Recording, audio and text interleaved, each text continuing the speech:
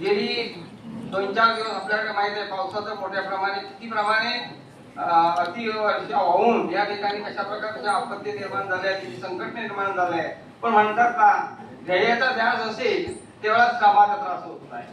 पण अविरतपणे अशा प्रकारे ही मंडळी 5 तारखेपासून निघालेली आहे. आपल्याला माहित आहे बरीचशी लाखोनी लोक या ठिकाणी पंढरीच्या वारीसाठी निघालेले आहेत.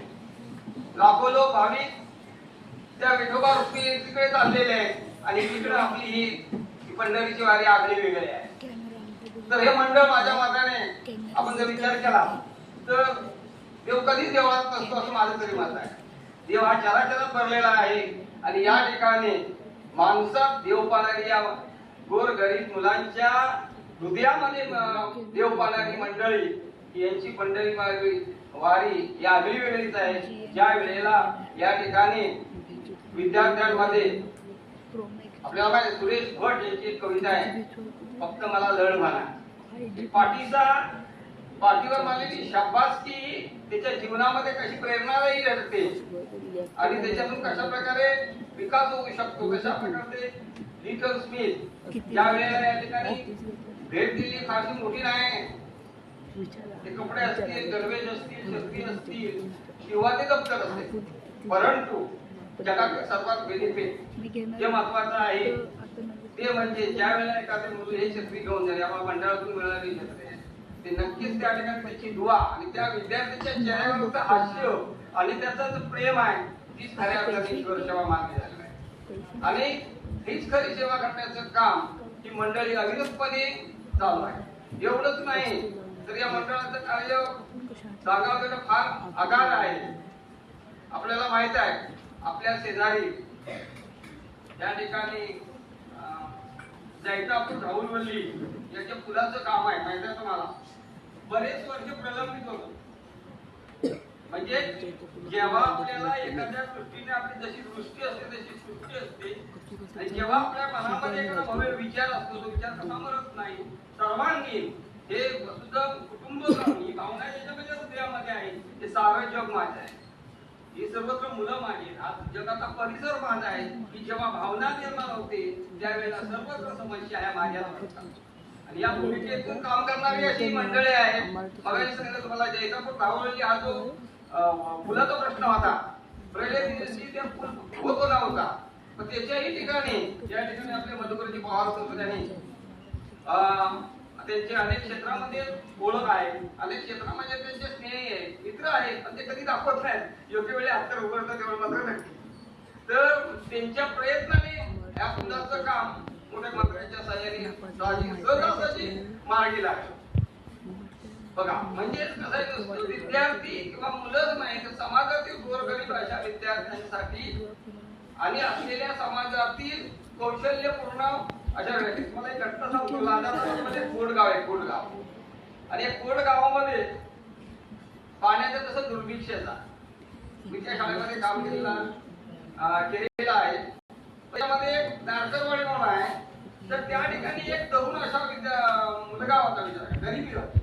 त्याच्याकडे पाणी आणण्याची किंवा पंप लावून पूर्ण पाणी पिण्याची आता ती जलसुविधा त्या ठिकाणी झाली. पण तिथे एका मुलाने पराक्रम केला बघा, जिद्द असेल तर आपण काय करू शकतो. त्या मुलाने ठरवलं मी एकट्याने विहीर पाणी बघा, त्याला कामाला सुरुवात केली. एकट्यानेच विहीर पाणी जवळ तो एकटाच काम करायचा. जोपर्यंत पाणी पडत नाही तोपर्यंत तो कधीच थांबला नाही. एक दिवशी पाणी त्याने पाडून दाखवलं की त्याची चिकाटी जवळ. मुलांनो हेच आपण घ्यायचं. या ठिकाणी या असता मिळणाऱ्या शिक्षण साहित्याच्या आधारे आपण एक नवीन प्रेरणा आणि जिद्द घेऊन नवीन उमेद निर्माण करण्यासाठी आकाशाला गवसणी घालण्यासाठी आपण प्रयत्न करायचे आहे. तेव्हा खऱ्या अर्थाने या सर्व मंडळींना दुआ दिल्यासारखं म्हणजे त्यांच्या कार्याला हातभार देण्यासारखं. एवढंच नाही तर गेल्या वर्षी समाजातील जे वंचित असतात, दुर्लक्षित असलेले लोक असतात, कोण नाही आपल्या समाजामध्ये या खेड्यापाड्यामध्ये अशा प्रकारची निपुण प्रकारची लोक आहेत की समाजासाठी अविरत झटत असतात पण कधी ती प्रसिद्धीच्या झोपात येत नाही. मग अशा लोकांना अशा प्रकारे आणून त्यांना त्यांचं कौशल्य म्हणजे एखादा समजा गुरुड कामामध्ये व्यवस्थित असेल, एखादा उत्तम संघटक असेल, उत्तम शेती करणारा असेल, एखादा कलाकार असेल, एक वादक असेल, गायक, विविध कौशल्याचा बारकीने ज्या वेळेला ही मंडळी तुमच्या गावामध्ये जातात, गावामध्ये जातात, तुमच्या गावाचा संपूर्ण अंतरंग त्या ठिकाणी ते अभ्यासत असतात आणि त्याच्यातून वेचत असतात लक्षात. तर तशा प्रकारची गेल्या वर्षी जवळजवळ 24 महिला, आपल्याला माहित आहे की अध्यात्मामध्ये असा तर लक्ष्मीचे अनेक प्रकार आहेत. रवी लक्ष्मी, सूर्य लक्ष्मी, विद्या लक्ष्मी, असंख्य प्रकार आहेत त्या ठिकाणी. पण खऱ्या अर्थाने लक्ष्मी पाहण्याचं कार्य या मंडळाने केले. गेल्या वर्षी 24 महिला म्हणजे ज्यांनी विपुल अशा प्रकारे दैदिप्यमान कार्य केलेलं आहे अशा लोकांचा, महिलांचा सत्कार त्यांनी नवदुर्गा पुरस्कार देऊन केला पाहिजे. म्हणजे अशा प्रकारे नुसतं मुलालाच मदत कसं नाही, चौकस दृष्टीने जेव्हा आपण असतो आणि समाज हा माझं काम आहे. आपल्याला माहित आहे जे आपण उत्पन्न कमवतो त्याच्यातला एक अष्टमांश भाग हा परमेश्वराचा आहे आणि तो सत्कार मी लागलाच पाहिजे. तेव्हा त्या परमात्म्याला शांती लागते.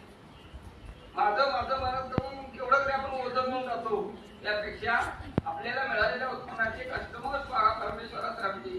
सामाजिक कार्यातून असेल, शैक्षणिक कार्यातून असेल, या ठिकाणी आपण समर्पित करायचा असतो. तर या ठिकाणी अशा प्रकारचे मंडळाचं महान कार्य सांगावं तेवढं फार कमीच आहे. विद्यार्थ्यांना एकच सांगणं आहे, अशा प्रकारे तुम्ही नवीन प्रकारची उमेद घ्या, नवीन स्पर्धेमध्ये सहभागी व्हा. सध्याचं जीवन हे फार कॉम्पिटिशन मध्ये झालेलं आहे आणि याच्यामध्ये टिकत असताना आपल्याला अनेक प्रकारचा सर्वांगीण विकास लक्षात ठेवा. आपण म्हणतो एखादं भांडी घासायचं आहे, भांडी घासायचं काही कमी नाही, झाडू करायचं कमी नाही. कुठलंही कौशल्य, शेती असेल, अनेक प्रकारचे कौशल्य असले, पण कौशल्यामध्ये अशा प्रकारचा आनंद मिळवा की जेणेकरून तो आनंद तुम्हाला जीवनाच्या शिखरावरती नेऊन देईल. आणि याच प्रकारची प्रेरणा ही मंडळी काम करताय. फारसं मोठं आम्ही काय काम करत नाही, परंतु या प्रेरणेने दिलेल्या तुमच्या साहित्याचा योग्य प्रकारे वापर करून आपण आपलं उज्ज्वल भविष्य निर्माण करून या गावाचा, या शाळेचा, या मुख्याध्यापकांचा, पर्यायाने राष्ट्राचा विकास करावा अशी ईश्वरचरणी प्रार्थना करतो आणि मी शब्द संपवतो.